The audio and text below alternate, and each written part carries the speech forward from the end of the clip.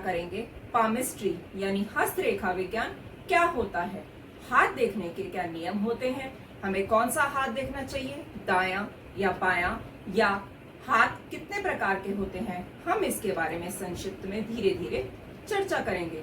तो सबसे पहले मैं आपको यह बताना चाहूंगी कि हस्तरेखा विज्ञान जो होता है उसको दो भागों में विभाजित किया गया है। हस्त लक्षण विज्ञान जिसे हम कीरोनॉमी कहते हैं, और हस्तरेखा विज्ञान जिसे हम पामिस्ट्री या कीरोमैंसी के नाम से जानते हैं। जब ये दोनों भाग मिल जाते हैं वह पामिस्ट्री कहलाता है।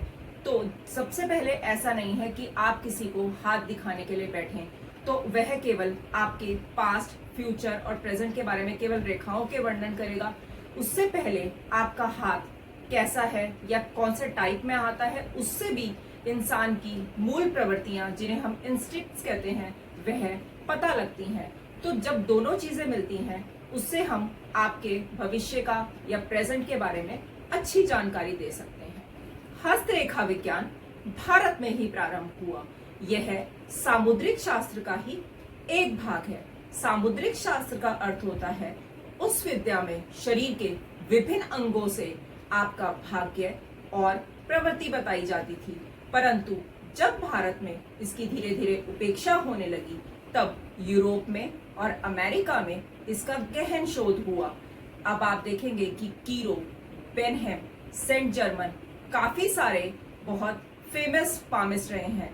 तो ऐसा नहीं है कि भारत में ही इसको अपनाया, यूरोप कंट्रीज में भी, अमेरिका में भी, पश्चिमी देशों में भी इसके ऊपर बहुत गहरा शोध हुआ है और वहां पर भी पामिस्ट्री को बहुत मान दिया जाता है। अब मैं आपको बताऊंगी कि पामिस्ट्री के क्या बेनिफिट्स हैं। पामिस्ट्री से देखिए, जब मान लीजिए आपके पास आपकी डेट ऑफ बर्थ नहीं होती और आप कई बारी आपके जीवन में समस्या चल रही होती है, आप पामिस्ट्री से अपने भविष्य जान सकते हैं, पास जान सकते हैं कि जीवन में क्या परेशानियां चल रही हैं, उसका समाधान आप जान सकते हैं। और कुछ प्रोफेशन के बारे में, जब भी आप ये देखेंगे कि आपके शरीर में कोई भी बीमारी उत्पन्न होने वाली होगी तो सबसे पहले लक्षण उसके हाथों में ही आते हैं। नेल्स के थ्रू या पाम की या कलर, स्किन ऑफ कलर जब आपका हैंड्स का चेंज होना स्टार्ट हो जाता है तो उसके लक्षण, बीमारी के लक्षण आपके हाथों से हम सबसे पहले पता लगा सकते हैं। प्रोफेशन के बारे में, आप बिजनेस करेंगे या जॉब करेंगे, आपका वैवाहिक जीवन कैसा रहेगा, और संतान के बारे में, यह सब बातें हम पामिस्ट्री के थ्रू जान सकते हैं। अब अगला प्रश्न यह आता है, हम सीधा हाथ देखें या उल्टा हाथ देखें। तो उसके लिए मैं आपको यह बताना चाहूंगी, जैसे फीमेल्स भी वर्किंग है तो हमें यूजुअली दोनों हाथ देखने चाहिए हर किसी के, चाहे वो मेल हो चाहे वो फीमेल हो। उसका कारण एक ये भी है, ऐसे सामान्यता माना जाता है कि उल्टे हाथ को हम प्रारब्ध कहते हैं, जिसमें आपका पूरा पास्ट है या पूर्व जन्म के कर्मों के बारे में आप देख सकते हैं। मैं आपको एक चीज बताना चाहूंगी कि अगर जैसे आप अपना राइट हैंड दिखाते हैं किसी पामिस्ट को, और अगर आपकी वह रेखा लेफ्ट हैंड में बहुत अच्छी है या बहुत क्लियर है और वो राइट हैंड में जाकर कुछ थोड़ी सी खराब हो रही है, तो आपके लिए ये बहुत बड़ा संकेत है कि आप प्रेजेंट में वह अपने कर्मों के द्वारा स्वयं उस रेखा को खराब कर रहे हैं। तो आप अपने कर्मों के प्रति उससे जागरूक हो सकते हैं कि आप देखिए, हम भारत में वैसे भी हाथों के अंदर देवी देवताओं का वास मानते हैं, तो आप वैसे भी कहा जाता है कि हम पुरुषार्थ करके ही, मेहनत से ही हम अपना भाग्य बना सकते हैं। तो आप अपने कर्मों के प्रति जागरूक रहिए। अब मैं आपको बताऊंगी कि हाथ दिखाने के क्या नियम है, हमें हाथ किस समय दिखाना चाहिए। तो सबसे पहले आप ये ध्यान रखिए, सूर्यास्त के बाद किसी को अपना हाथ नहीं दिखाइए, या आप किसी पामिस्ट को अपना हाथ दिखाने के लिए गए हैं बाहर से तो थोड़ा सा इंतजार कीजिए, एकदम से हाथ आपको नहीं दिखाना चाहिए। यह भी आपको ध्यान रखना चाहिए कि कोई आपका हाथ दिखते समय टच ना करे। आपको यह बात जानकर हैरानी होगी क्योंकि अक्सर यह देखा जाता है कि पामिस्ट आपका हाथ होल्ड करके ही आपका यूजुअली हाथ देखते हैं, लेकिन मैं इसको प्रेफर नहीं करती। मेरा यह विचार है कि आपकी एनर्जीज या उसकी पॉजिटिव एनर्जी, हर इंसान की नेगेटिव या पॉजिटिव एनर्जीज होती हैं, तो एक दूसरे का हाथ टच करके देखने से इतनी ज्यादा प्रिडिक्शन एक्यूरेट नहीं हो पाती। तो प्रेफर करें कि वह आपके हाथ को टच ना करें, या जब भी आप बाहर से कहीं पर जाते हैं तो थोड़ा वेट करें, और रात के समय भी अपना हाथ आप ना दिखाएं। किसी भी सेक्सुअल एक्टिविटी के बाद भी आपको अपना हाथ एकदम से नहीं दिखाना चाहिए। तो इन बातों का आप ध्यान रखिए। अब आगे चर्चा करेंगे कि हाथ कितने प्रकार के होते हैं। अब मैं आपको बताऊंगी टाइप्स ऑफ हैंड्स के बारे में। उससे पहले आपको ये भी बताना चाहूंगी कि ऐसा नहीं है कि खाली हम लाइंस के द्वारा ही आपका फ्यूचर प्रिडिक्ट करते हैं या प्रेजेंट की बात करते हैं। उसके साथ में हमें हस्त लक्षणों को देखना भी बहुत जरूरी है, जैसे कि आपकी फिंगर्स की शेप क्या है, या पाम की शेप कैसी है, कलर ऑफ योर स्किन, या आपके स्किन का टेक्सचर कैसा है, आपके हाथ में ज्यादा बाल है या हेयर ही नहीं है।